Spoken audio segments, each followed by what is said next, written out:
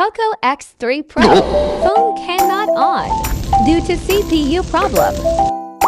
First dismantle the RAM, then dismantle the CPU. A few moments later, done reball the CPU.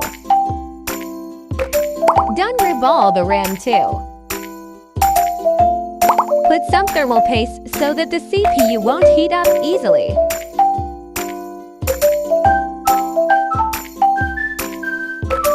Followed by clean up the old thermal paste.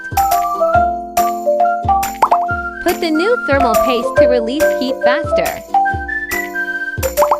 Install back the motherboard. Phone successfully on. Good.